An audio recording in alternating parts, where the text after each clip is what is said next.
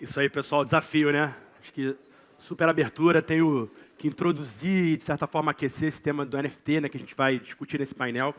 E para fazer isso, eu queria começar, talvez, não falando de NFT, mas começar com perguntas. Eu acho que todo mundo já ouviu falar no Pix, né? Acho que é super óbvio, está no nosso dia a dia, todo mundo já viu aquela expressão, né? Faz um Pix aí, né? Mas alguém já parou para entender, assim, o que é? É uma sigla? Pix? Já pensaram o que significa a palavra? Que bom que ninguém sabe o que significa, porque não é uma sigla. Inventaram para parecer moderninho, Pix. E talvez para facilitar, isso aqui vocês conhecem também, né? Faz ideia que é uma sigla? Isso não é brincadeira, não. É uma sigla. Importa? Meu filho de 6 anos tá nem aí se é uma sigla. Mas ele sabe muito bem como é que brinca, né? Afinal, a sigla tem a ver com isso. Depois, façam sua própria pesquisa, vocês vão descobrir o que significa a sigla Lego. E o que eu queria trazer esse tema de NFT é um pouco nesse espírito. A gente olhar para isso, o que vai entrar na vida das pessoas cada vez vai ser mais presente como um recurso. Em vez de eu ficar aqui explicando o que significa essa sigla, eu queria tentar olhar um pouquinho da sua utilidade, como ela vem sendo aplicada, e provocar um pouco de vocês como ela está saindo desse mundo mais cripto e entrando no dia a dia de grandes marcas, no dia a dia dos negócios. E não dá para a gente não começar falando desse ambiente da arte, né? Porque, de fato, as pessoas ouviram a primeira vez NFT, provavelmente porque elas se depararam com alguma notícia falando: meu Deus, foi vendido uma obra de arte digital por milhões, por um leilão, como arrecadou tanto dinheiro.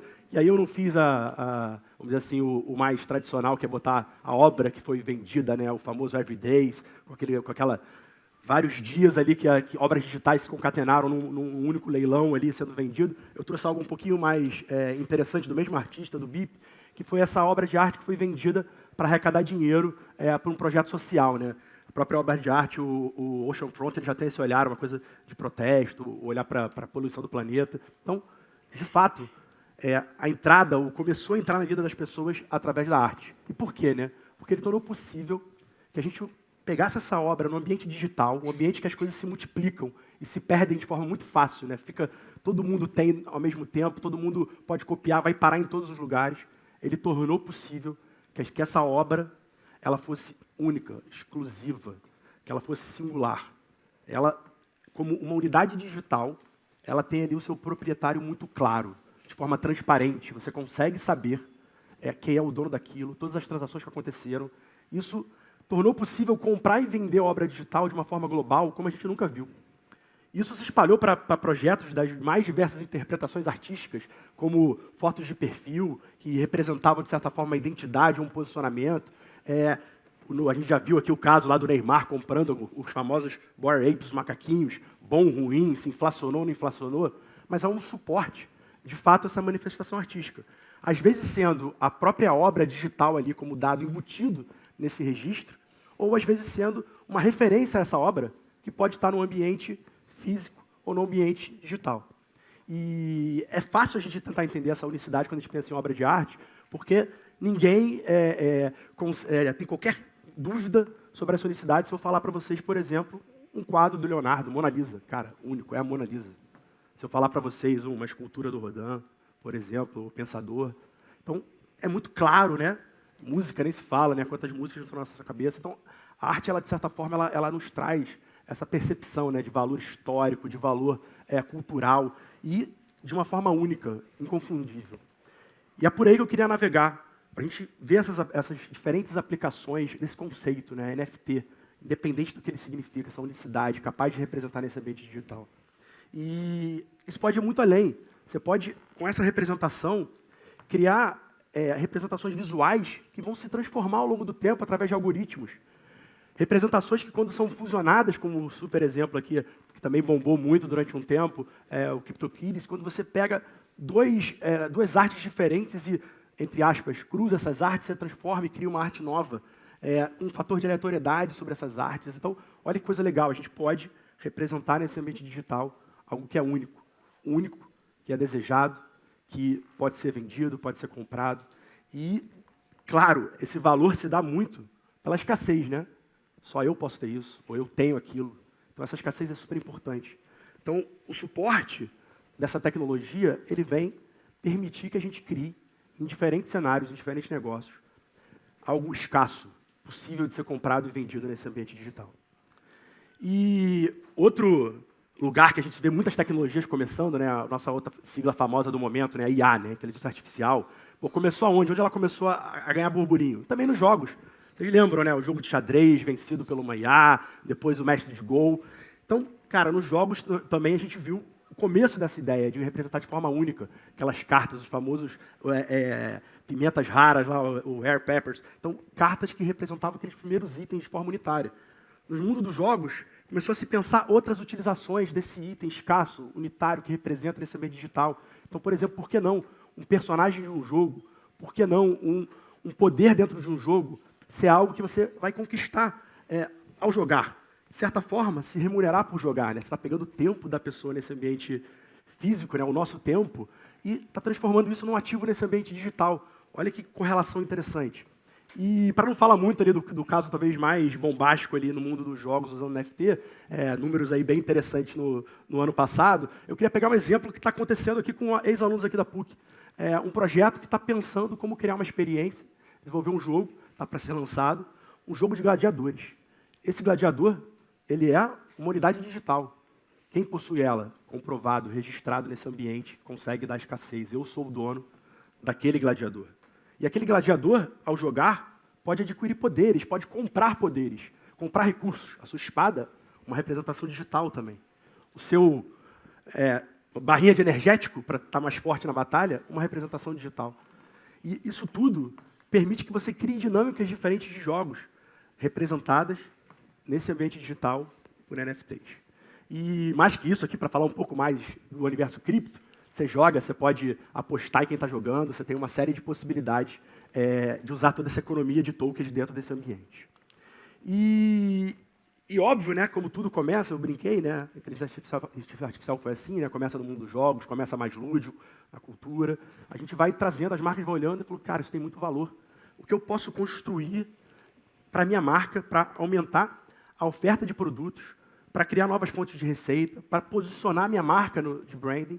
Então a gente está vendo as marcas olhando e colocando seus times para pensar como eu entro nesse universo. E aí, cases rápidos aqui para a gente citar, né?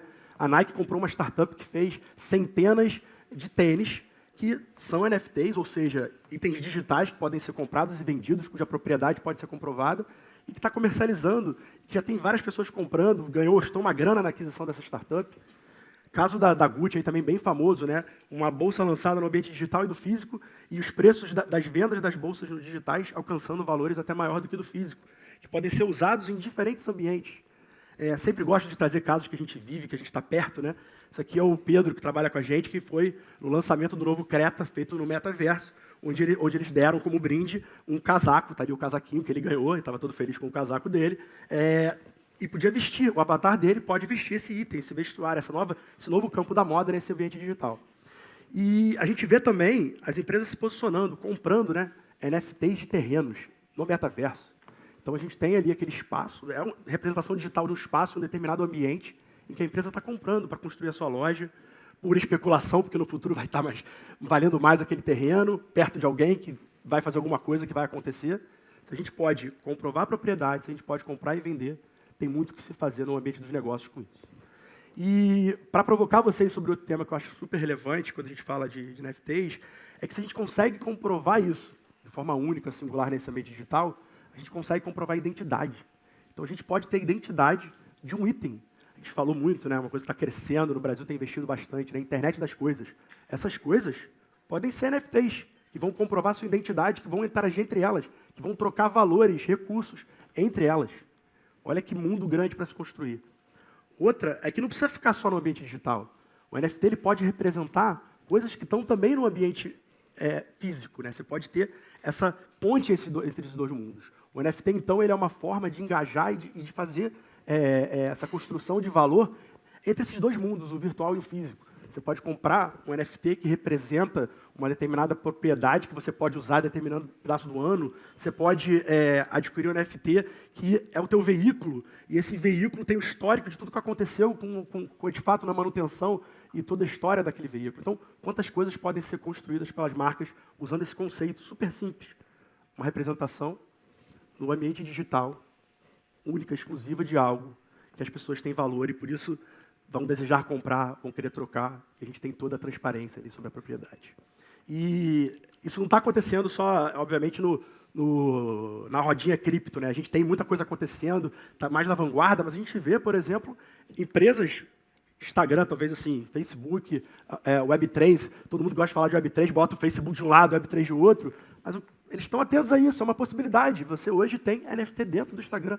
Então você está começando a mostrar que existem pontes entre esse mundo descentralizado e centralizado que podem ser construídas. E sem dúvida nenhuma, as empresas estão olhando para isso, estão botando o time para pensar, tem muita coisa interessante.